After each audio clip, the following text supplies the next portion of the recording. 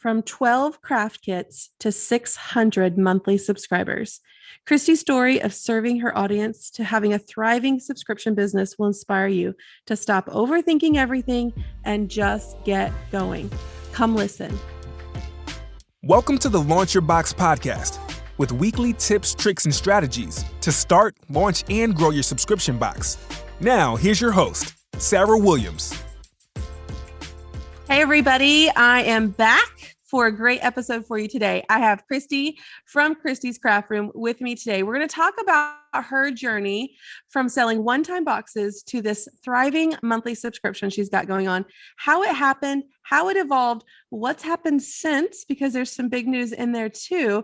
So we're going to break it all down for you on today's podcast. Kristy, welcome to the show. I'm so glad to have you. Why don't you start by just introducing yourself, your business, and let's talk about Kristy's Craft Room. Like, what is that?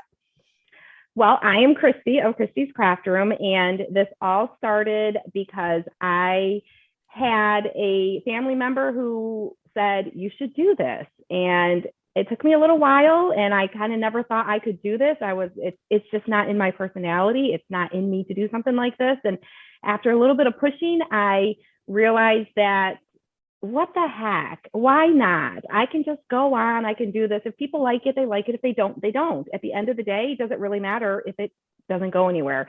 And when you say do this, let's break it down for them. What do you do? Tell me what you do. What I do, the main thing that I do is I do Facebook Lives, creating craft projects and teaching people how to do anything from something simple to something a little more complicated. I like simple. I try to keep it simple. And we have fun with it. We get really silly. We do a little happy dancing. We like to chat and interact and get to know everybody who's there with us. But at the end, we usually come out with something cute. So you started to go live. You thought, okay, I'm going to start this little Kristy's Craft Room Facebook page where I'm just going to show up and go live and make a craft with people. And I'll have a space where I can talk to people and get to know people, and we'll just make crafts together because you like to do that. You had friends that like to do that. And you thought you could share this with the world basically by just going onto your page and doing a Facebook Live. Is that how this all started? That's exactly how it started. I actually really thought I'd only reach like my local friends. I used to host little in-house craft parties for my friends. And this was a way that I could reach them, and those who were busy could still participate, even if they couldn't make it to the craft night. And surprisingly, a lot of people that I didn't know showed up. And they continued to show up. They continued to come back. And then they kept bringing their friends and sharing it out on their pages. And more people came. And it turned into this, well, I have to keep coming back and I have to keep showing up because they're going to wonder where I am. So we do Facebook Lives about 3 times a week. And then people started asking, well, do you sell craft kits? And I had never thought about selling a craft kit. And they were like, well, we want to craft with you. We want to be able to make the same thing that you're making. So I said, well, okay, I'll make a craft kit and I'll throw it together. I'll put a website together and I will sell some craft kits. Okay, let's back up just a little bit. Okay. Because when you said you started going live and you did that 3 times a week, you weren't just somebody that was going live all the time anyway, right? Like this was new for you. And I know a lot of people listening, it's one of the hangups that we have in the beginning of our businesses is, and we know it's the best way to connect with people and for people to get to know, like, and trust us. But here you are, you're starting this craft room. Yes. In your mind, it was for friends and people in your circle, but it started to grow. How hard was that to show up and go live in the beginning? It was so hard. It was so hard. I would be shaking. My heart would be beating. I would literally be sweating. Like by the time I was done, I would just be, my back was wet. I was because I was so nervous, and I would go to hit the live button and then I would have to stop and pause and like take a couple breaths, and I'd go to hit it again and I'd have to stop again. It would probably take me 15-20 minutes just to hit that live button from the moment I thought I was ready to go. I'd finally hit the live button, but the minute you hit that live button, it's go. You just go. You start talking, you just keep it going, you ask questions, they're answering your questions, you're interacting, you're crafting, you're walking through the steps. And it slowly got easier and easier. It does. It doesn't happen overnight, but each time it was a little less scary. Now I'm to the point where I just hit the live button. I don't think a whole lot about it. I'm just like, I throw my stuff together. I put myself together. I hit the live button and I go. I used to make lists of things that I could talk about. I would have a list of the steps of my craft just in case I got nervous and got tripped up. And I found that I wasn't looking at the list. Yeah. I didn't need the list. It helped me mentally to prepare to go live. But then I would be finished with the live and I'm like, oh, shoot, I didn't even look at the list and talk about the things I was going to talk about on the list, because we just talked about things that came up during the live in the interacting from everybody commenting and chatting with us. I love that. I love that you helped prepare yourself. I know I did something similar in the beginning. I would tape these kind of an outline of what I wanted to talk about on the wall behind me when I would get ready to go live, because in the beginning, when I would go live, I would just talk so fast and then I would hit end, like make it stop. And then I was like, well, I didn't even say half the things that I wanted to say. And so I started making a little outline of what I wanted to. And you get to the point where you don't even look at that because you've prepped, because you wrote it out, you know what you're going to say. And it's just a matter of relaxing, going live, and just getting through it. And I love that you do the craft live, because I think that helps with your nerves versus just sitting there and talking to someone. You're working on something, you walk through the steps, people are asking about what you're working on, and it's creating a natural conversation. And so, okay, let's just put this back into the journey here. We started doing Kristy's craft room. It's like a tongue twister. Kristy's craft room. And you just did it to connect with people. You weren't selling anything, right? You were just creating crafts. And I want you to hear this. If you're listening, she was serving people. She wasn't asking people for a sale. She was just showing up and serving people, sharing her love for crafts with this audience. And this audience started to build for her. And she was showing up and doing a craft night. In the beginning, how many times would you do that in a week? Was it once a week, or how often was that in the beginning? I kind of dove right in, and I probably consistently did about 3 times a week right from the beginning. There would be an occasional week here or there where I would miss a live and I didn't have like a regular routine, but it was about 3 times a week I would do a live. Now I was working full time at the same time, so it was a lot, but I knew I could see that this was going somewhere, and I knew that this was something that I needed to do. It's something that I thought about for a long time. And I mean, this was months that went by before when it was first suggested to me to when I first decided to do it, months. And I kind of talked with my sister a little bit about it and chatted with her, and didn't even tell my husband about it because I knew he would think I had lost my mind. Because we had gotten in a place where I needed to go back to work full time. Our youngest was 10. I needed to go back to work. And so I got a full-time job outside of the home after 20 years of raising my kids. And I loved my job. It was very rewarding, but it took me away from my family. And I couldn't be home with them when I wanted to be. I was missing things. I was missing events in their life that I'd never had to miss before. So I decided I was going to start my own photography business, which I had done throughout the years, kind of more on the side, nothing like full time. But I was like, nope, I'm going to dive full in. I promised my husband I was not going to quit my full-time job until I could replace my income with the photography. So I started doing the photography. Well, the photography was nights and weekends.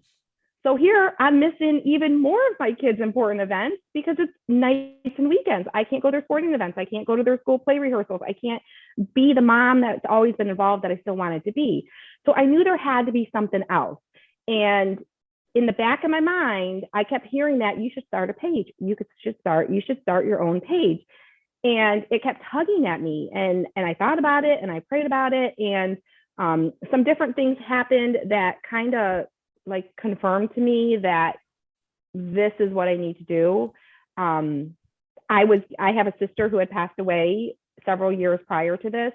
And I, out of the blue, got a phone call and was offered her entire shelving system for her crafting supplies, with all her crafting supplies in it. This is in the midst of me trying to make this decision of whether I should be doing this or not.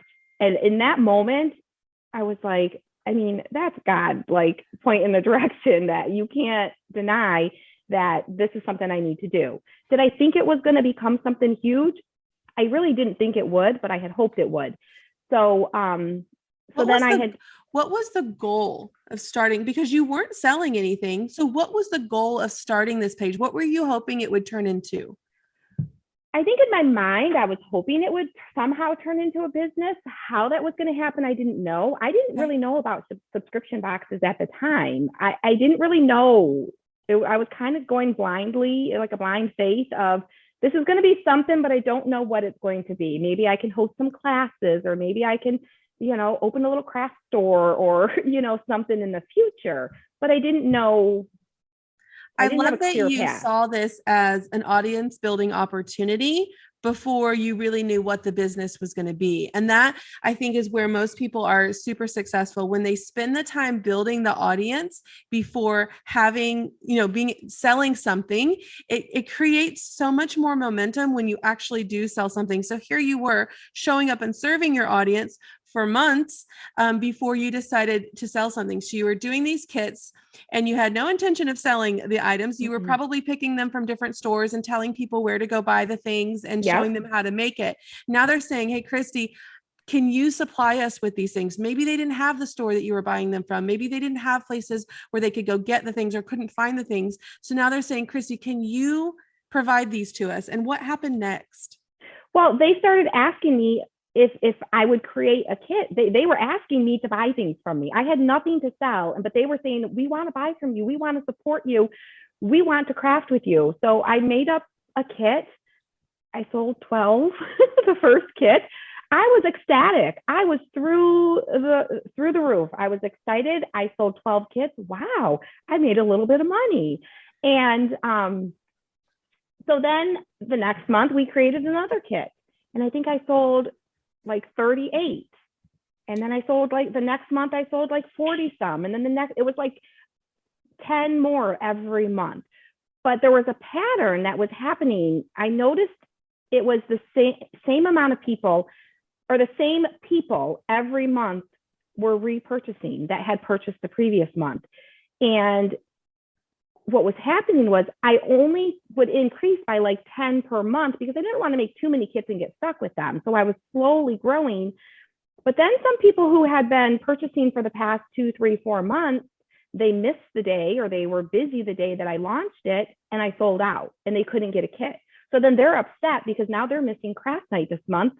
So it was an opportunity. And I had decided at that point, well, if we go with a subscription, it locks you in to getting your kit every month. You don't have to wait for launch day. You don't have to make sure you're available at that moment. You don't have to worry about missing out, because it was that miss out factor. People were missing out and they didn't want to miss out.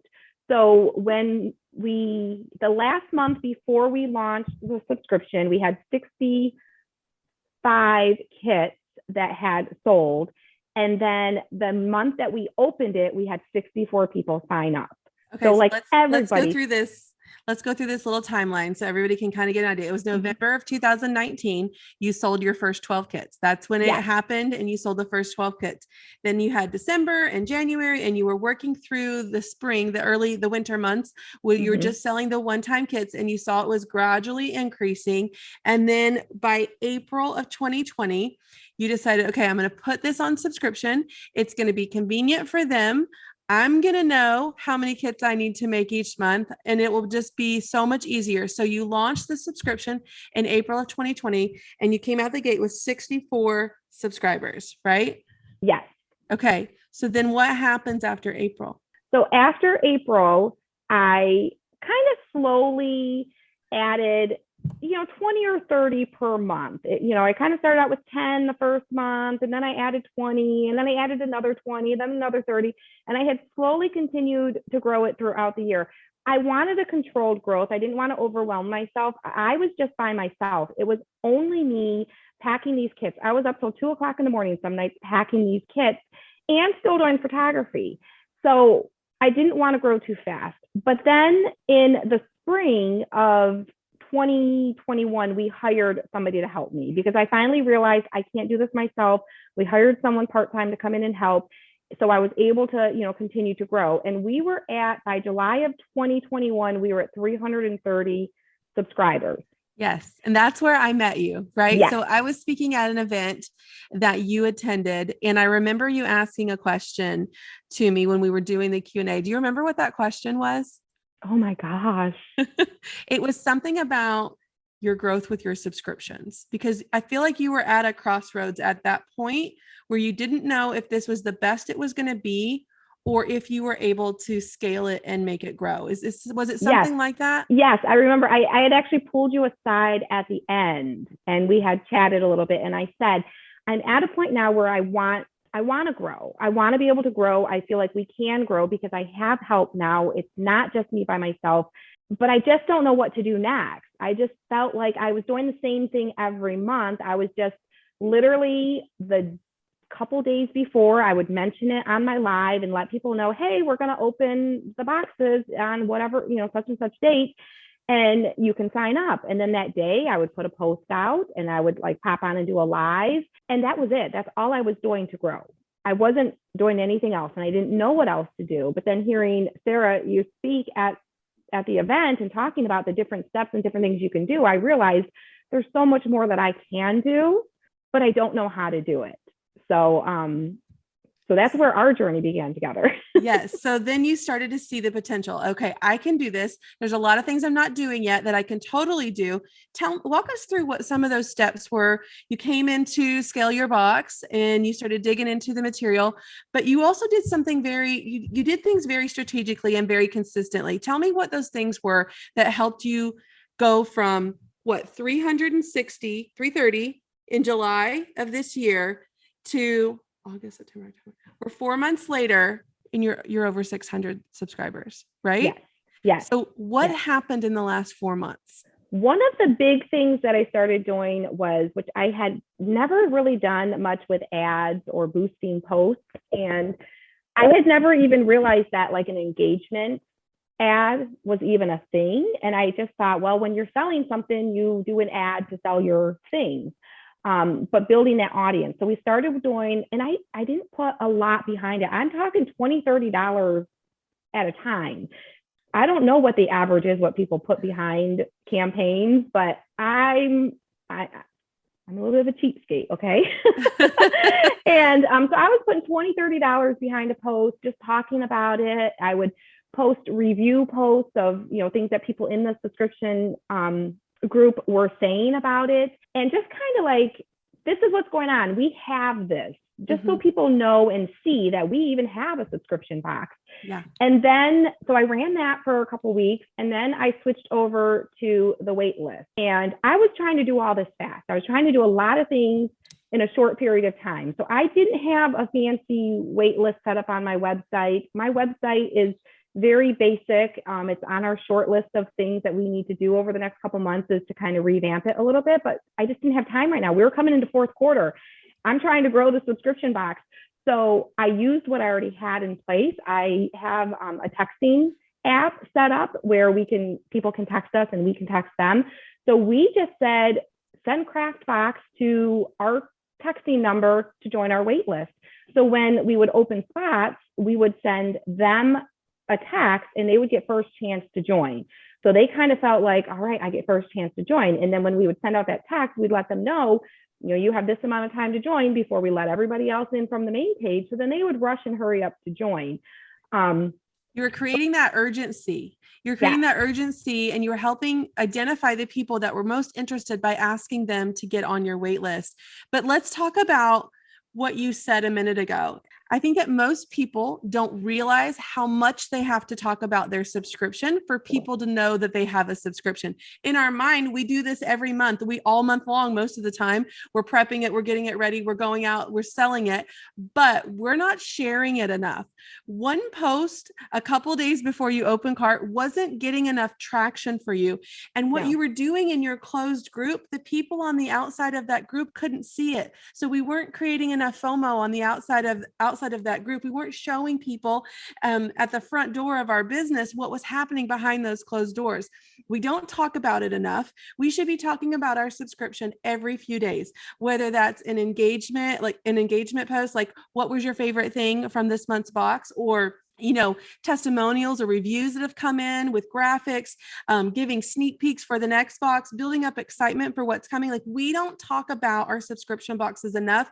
And in turn, our audience doesn't know enough about it. We think they know because it's the forefront of our minds, but we're not sharing it enough. And so you're sharing it every month, just a couple days before you open that cart or before you let people in, but you're not talking about it all month long like we should be. And that should be driving people over. And then when we talk about it, we have to have a way to collect those people. And that's where the wait list comes in.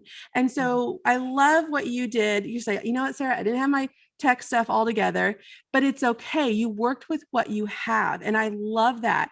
You use your text app to send people were sending you a keyword telling you they were interested, and you were immediately able to text them back and give them a link. And you've created this urgency, and you created this scarcity, and you created all those things that make all those perfect elements of having a great subscription box through the texting on that wait list. And you were able to continue to build your subscriber base with that wait list. But being consistent in between when you have spots available and not makes all the difference in filling those spots. So posting, sharing, creating excitement, creating the urgency, creating the scarcity, you want to do that all month long. And I love how you kind of dug into that and started creating that with your followers.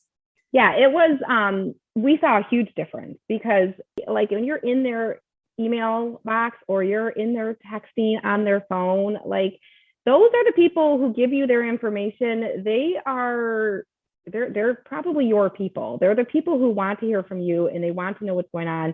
And when you have a direct connection like that, you send them an email, they're going to get it. You send them a text, they're going to get it. You post on Facebook, what is it, like 1 to 3% of the people who follow you will actually see it. They're not going to see it.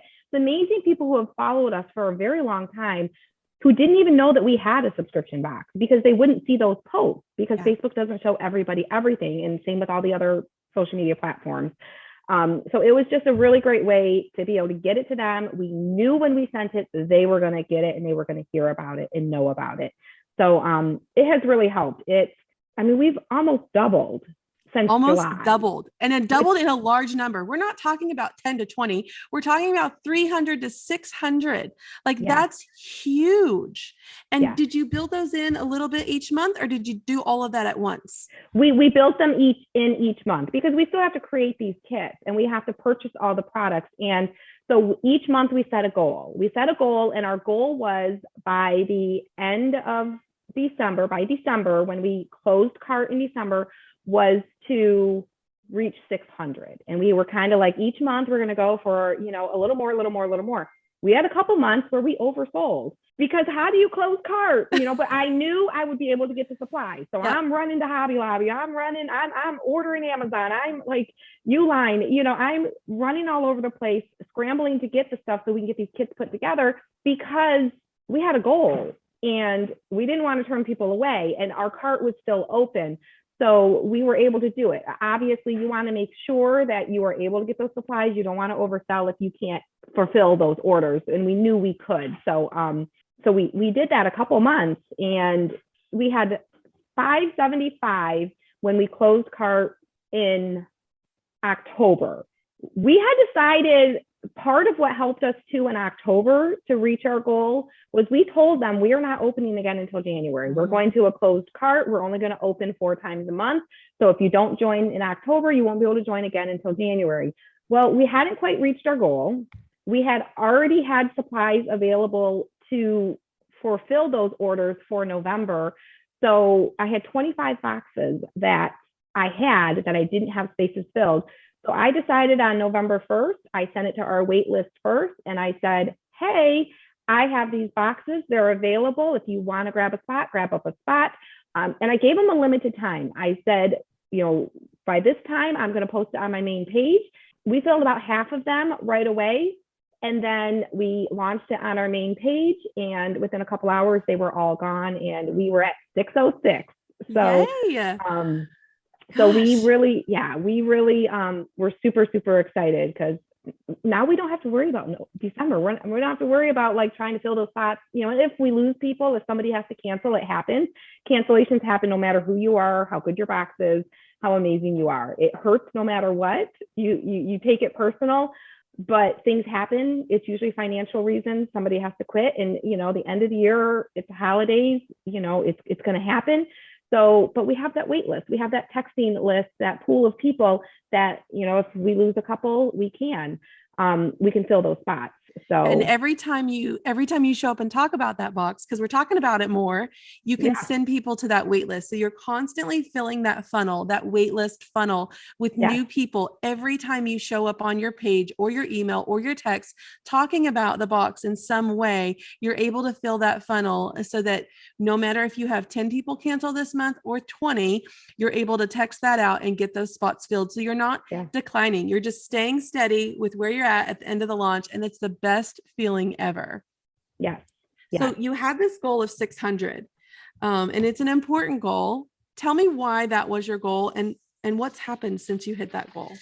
Well, our goal of 600, something really exciting happened when we, the same day that we reached 600 was my husband's last day at his career job.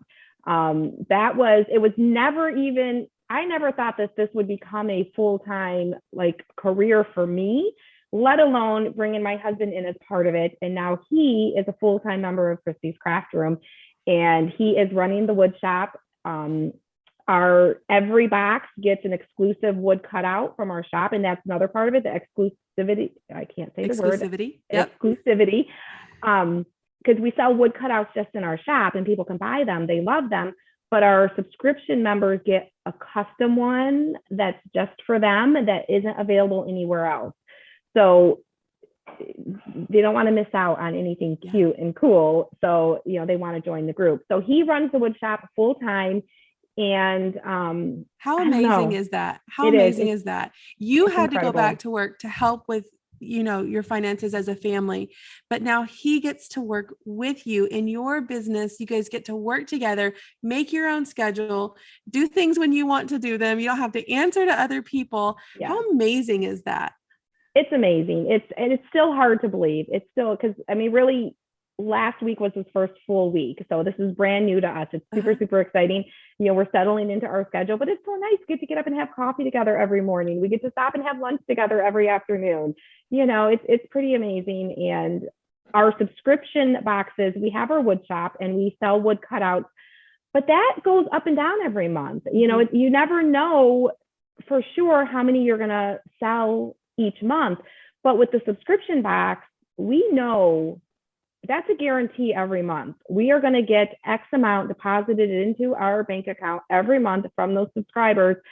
Sure, people cancel, but so many more people stay, and we have the wait list to fulfill. So it's a security. If we didn't have the subscriptions, we never would have taken that leap. He would have continued to work his full-time career, because it becomes reliable income, right? Yeah. When we're small business owners, there's all those memes of the roller coaster a small business owner goes on. And that's how our bank accounts feel too, because if we don't show up and sell, a lot of times we don't have money in the bank. So it's this constant grind that you have to show up and sell. And now we get to focus on being creative. You get to create the things that you love. You get to share them with your biggest, loyalist fans, those subscribers that you have, and you get to just take a day off if you want to have a day off. You don't have to feel like you have to show up and sell. You get to serve, which is how you started your business, which is amazing. How you just get to show up and serve. You don't have to worry about selling. The sales come to you now because you're serving in a way that fulfills people, and people want to be a part of your subscription and your group. And so you get to be able to just serve them instead of having to sell to them all the time. And your bank account gets to reap the benefits of that so that you can be relaxed and you can serve even better when you don't have to show up and be salesy all the time. Yeah. And I think one of the things that works for us, and I think is why some other people are successful as well, is the whole give more than you take, the serving, the showing up and being there. We still do 3 live crafts every week for just on our main page for everybody for free. in our subscription group, we show up in there, we do bonus lives, we post extra stuff in there. We actually just started adding Zoom into it. So we'll be able to see them and, kind of put a face to the name, and they are loving it. They love the connection. They want to connect to the people. They want to connect to the person. We let them into our lives. We let them know what's going on. Our kids pop in and out of the lives, the dog's coming in. My husband sits in on the lives and watches the comments and interacts as well. And they love that. They just want to be, at least our community, a lot of them just want to be part of something. They just want to feel like they're part of another human connection. Yeah. I mean, our age range is all over the place. From 20s all the way up to, we have one member of a subscription group. She's 90 years old and she gets her box every month. She crafts with us every month. And but we get so many messages from people that say, I'm homebound. I live by myself. My husband passed away so many years ago. And I just love when you go live. And I love that you talk to us. And I love that you interact with us, because I don't get that. I don't have family nearby to come and visit me. I don't have friends to spend time with. And you guys feel like you're family to me. And, it's just that connection. It's just, people want to be part of something. Everybody wants to be part of a community, part of a connection. I can tell that it fills you up. It fills your cup up as much as it does for them. Because not only are you creating the things, which is what you love to do, you get to create the crafts for them, but you get to share in their love of doing it. You get to know them. You feel like they're friends of yours. And I know that that's special for all of our subscriptions. Like, these people are more than just subscribers to us. And that's what makes us different than a lot of the big box stores. And so I love that you are finding your own sense of gratitude with the people that are coming to you for that, for themselves. So Kristy, we've got people listening, and some people have been listening for a long time, but have yet to start their subscription box. What advice would you give someone to just get going? What would you tell them? I would say, if you're considering it and you want to do it, for one, go for it. What's it going to hurt? What's it going to hurt to try? We've all tried things throughout our lives, and some were successful. Some of them weren't as successful, but we learned from it. You're going to learn from everything you do. You're going to make mistakes along the way. You're going to have successes. You're going to have failures, but don't let those failures define you. Keep pushing through and keep trying, because trust me, there's plenty of times through this where I did a craft or I did a live and I got off and I was like, oh, I was all over the place. I didn't know what I was doing. I was a hot mess. I got distracted. I didn't like how the craft turned out. The technology didn't work for me. There's going to be bumps in the road along the way. But if I didn't try it in the beginning and hit that live button and I didn't keep doing it, I wouldn't be home with my family, working from home in this wood shop that we were able to create from the business. I wouldn't have my husband home with me. He would still be going to work every day, coming home stressed out. And just go for it. Just do it. I mean, if it's a passion of yours and it's something that you truly feel like you need to be doing, you just need to do it. Do it messy, do it scared, do it sloppy, just do it. It'll all come together and you're going to learn along the way, and don't let those bumps in the road stop you. Yes. I love that. Kristy, thank you so much for joining me today on the podcast. Kristy, if they need some crafting in their lives, where can they go find you? Kristy's Craft Room. We are on Facebook. You can find us there, just Kristy's Craft Room, and we're live there all the time. So you'll see us there. We'll link that in the show notes for you. Kristy, thank you so much. I enjoyed having you, and I can't wait to see what the new year brings for your subscription box. Thank you. If the idea of creating a subscription box is swirling around in your head, I encourage you to head over to launchyourboxwithsarah.com, get on our waitlist, and grab some of our free downloads to help you get started. That's launchyourboxwithsarah.com.